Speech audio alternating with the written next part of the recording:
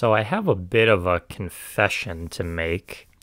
When I started this project, I knew that this would be about the point in the process that I would start dreading having to make these last two videos.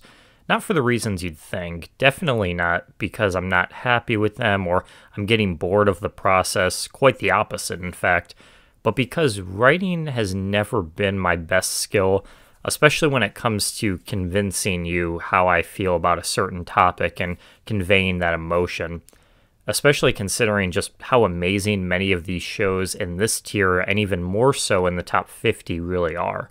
It's tough to distinctly give each of these entries a voice without sounding derivative. Criticizing the bottom of the barrel stuff is easy. Joking about Dan Schneider, I mean, anybody can do that.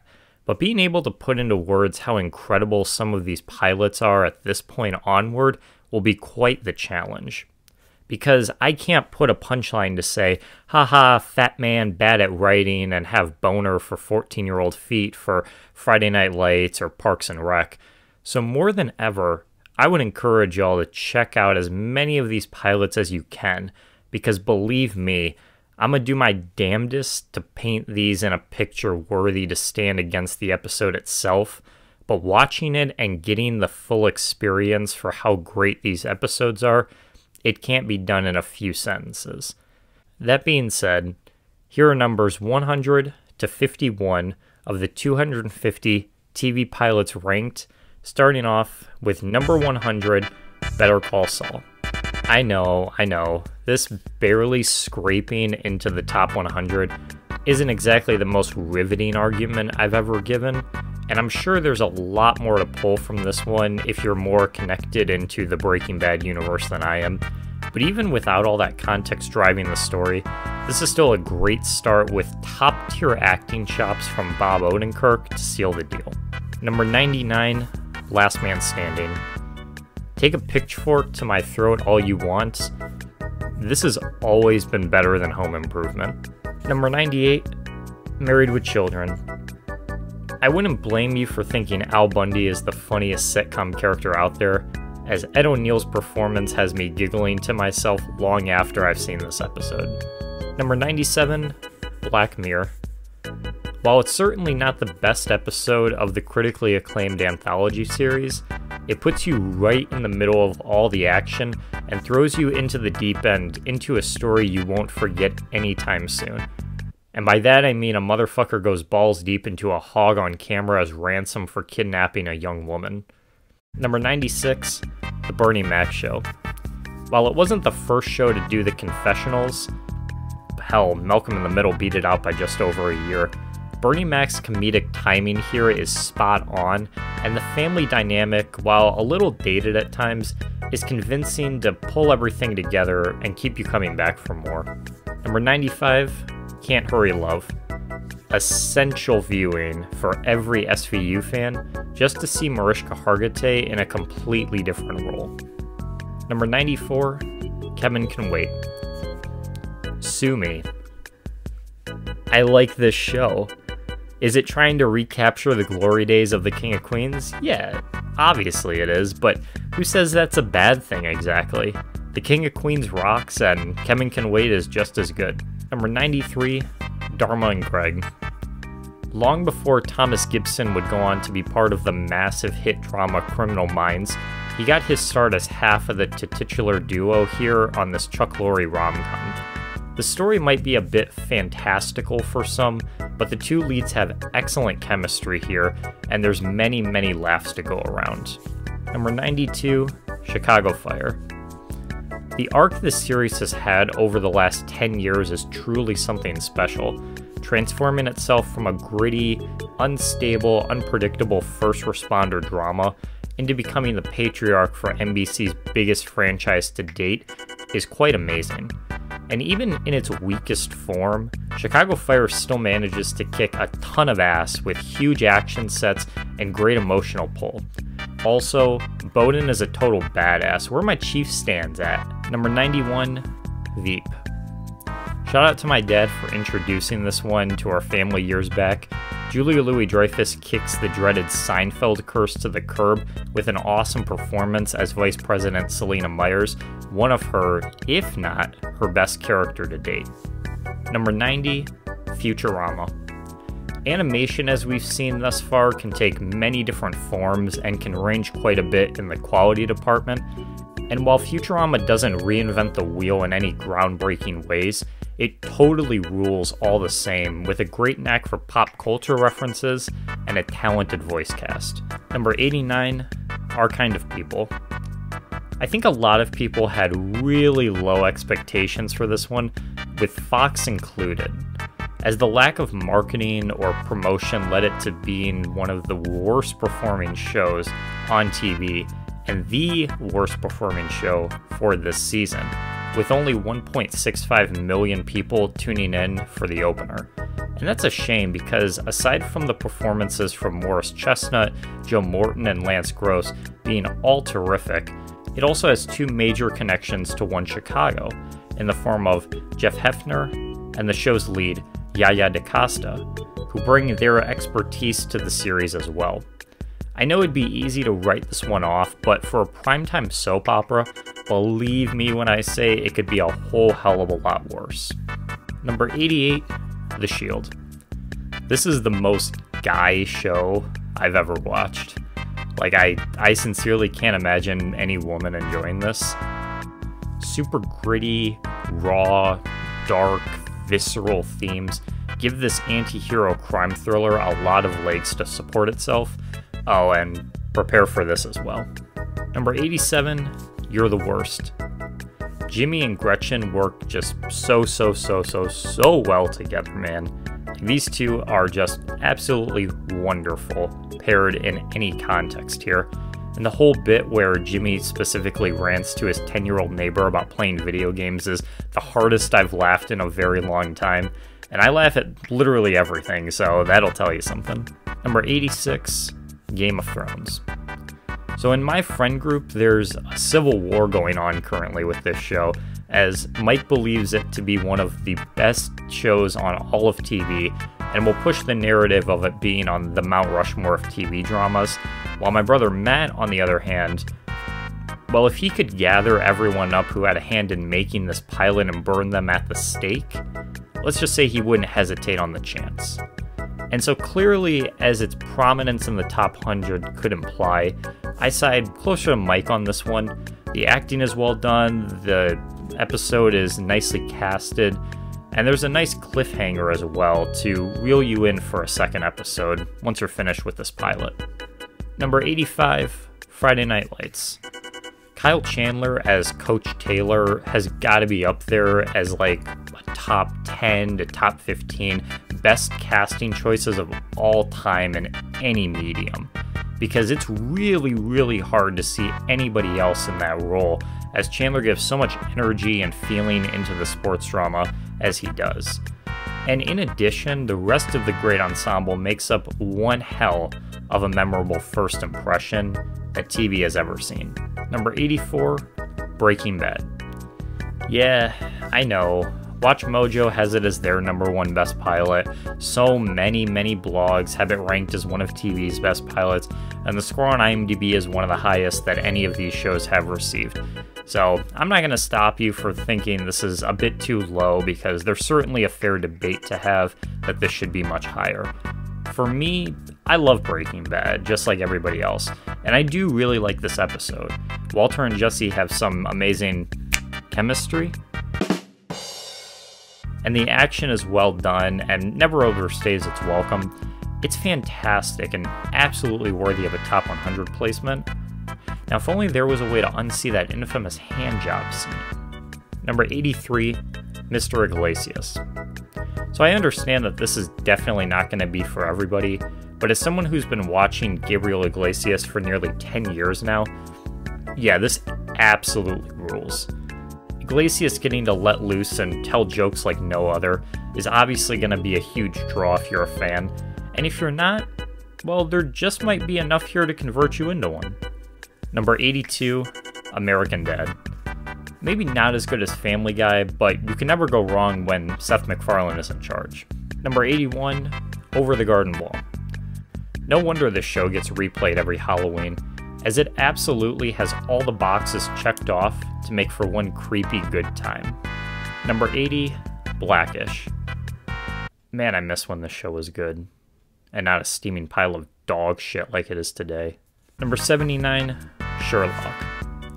I can't say I knew who Martin Freeman was before I started this project, but between this and another pilot he starred in that managed to place itself in the top 50, he's quickly becoming a name to seek out more of.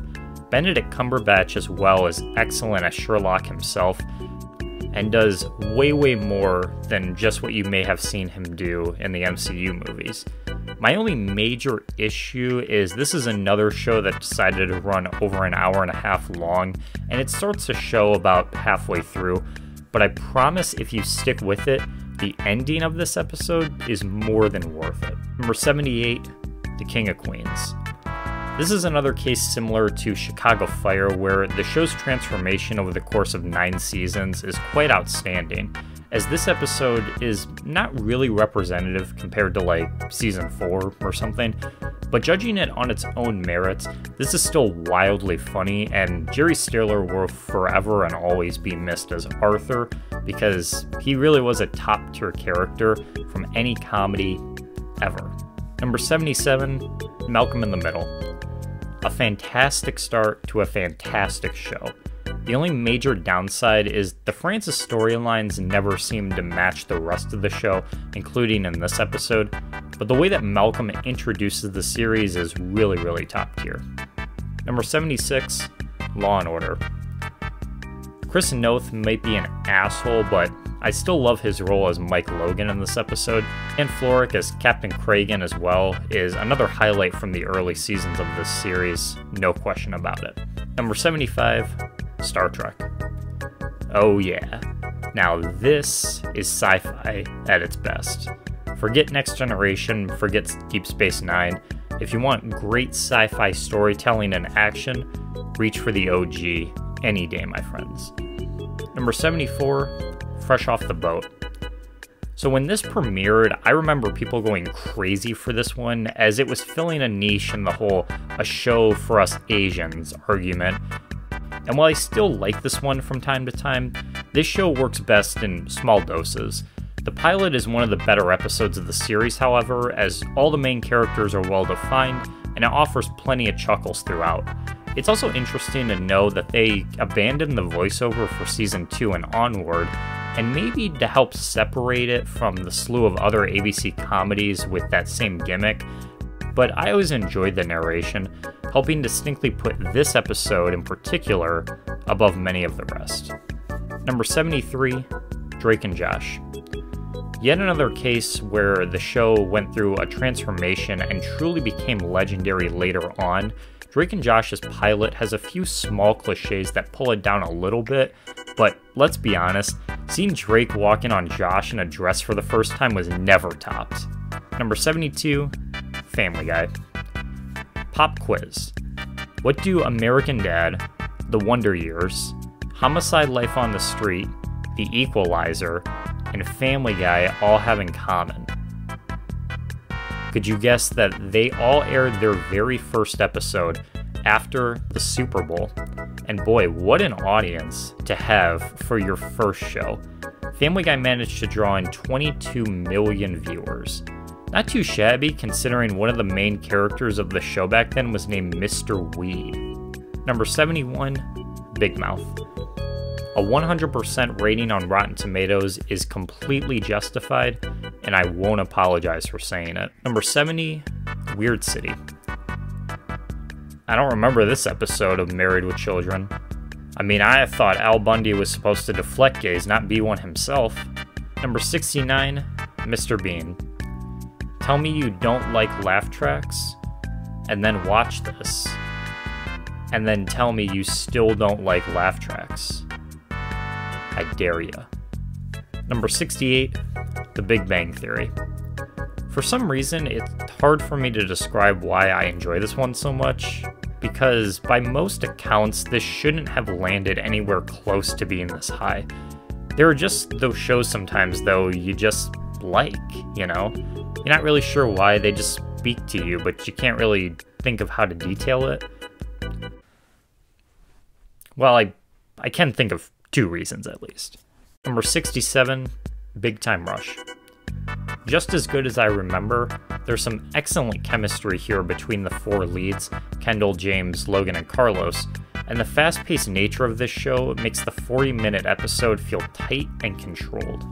Number 66, South Park. The David Caruso joke sold me on a top 100 placement. Number 65, Good Girls.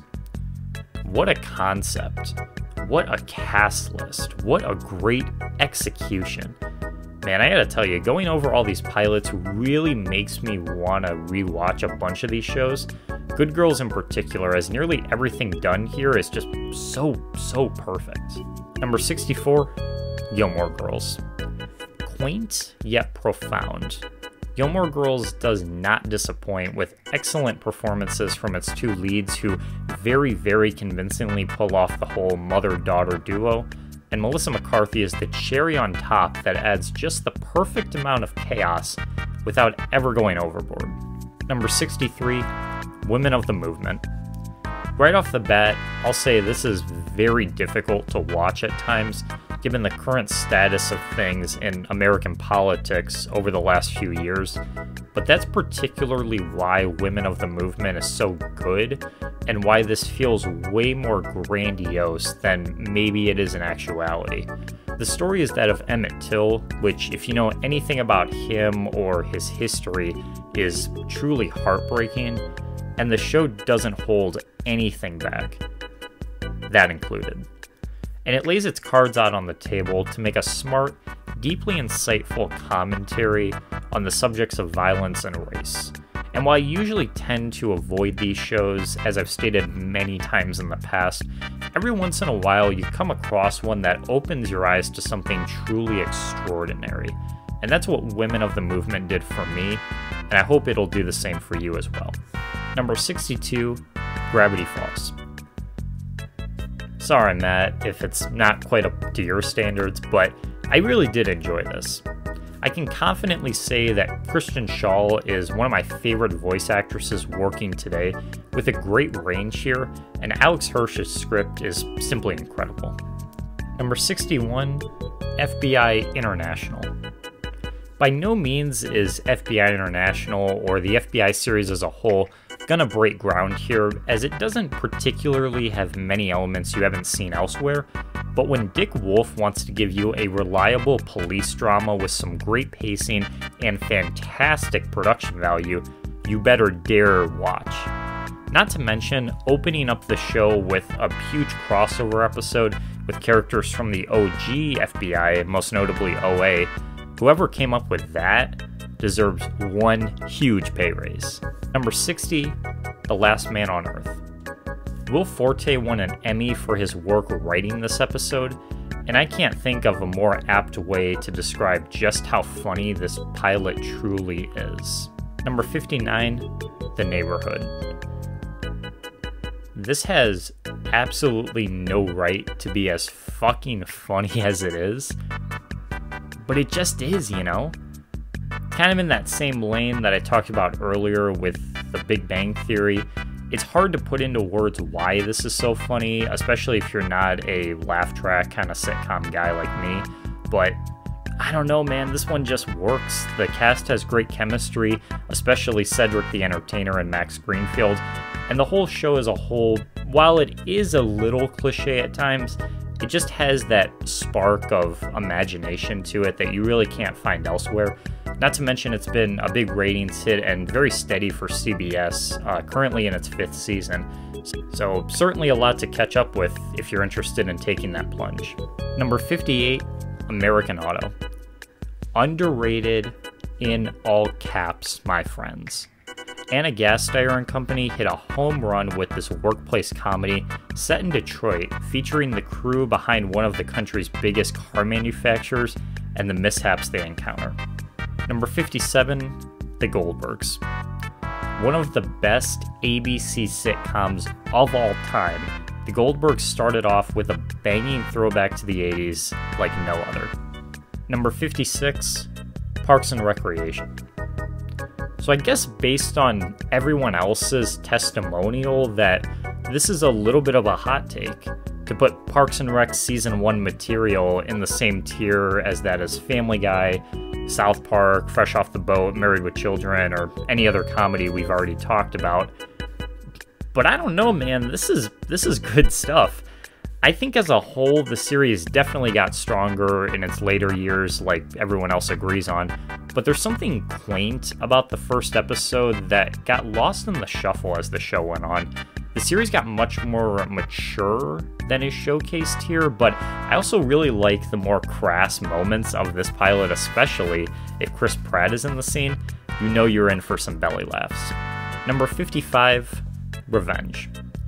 Emily Van Camp has been a TV superstar for 2 decades at this point, and whether you recognize her from Brothers and Sisters, Falcon and the Winter Soldier, Everwood, or any of her other shows in her cavalcade of a filmography, I think we can all agree that Revenge is one of her best.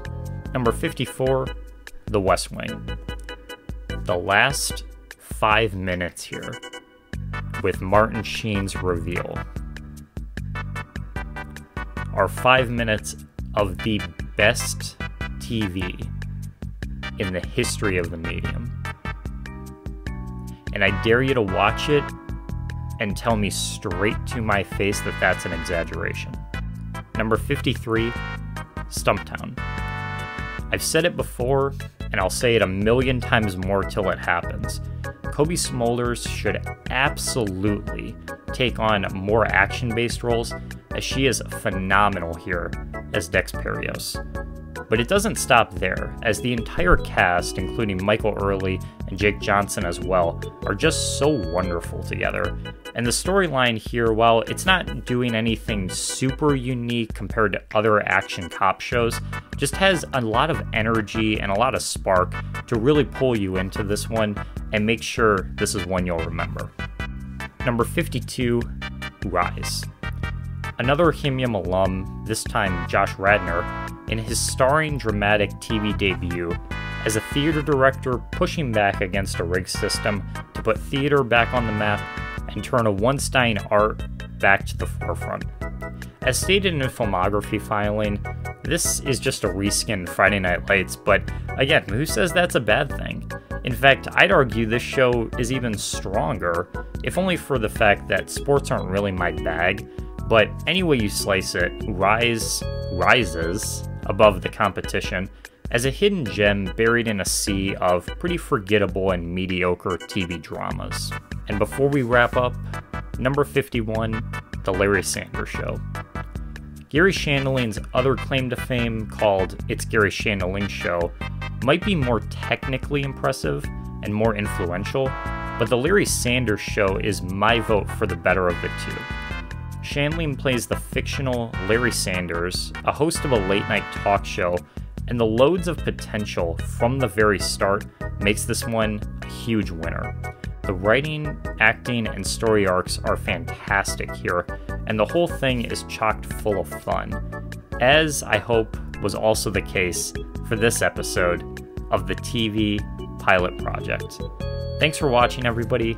We will see you here next week as we reveal the final part to this mini-series and take a look into the top 50 TV pilots of all time. Trust me, you do not want to miss it. They are absolute must-watches. Take care until then, y'all, and have a great rest of your day.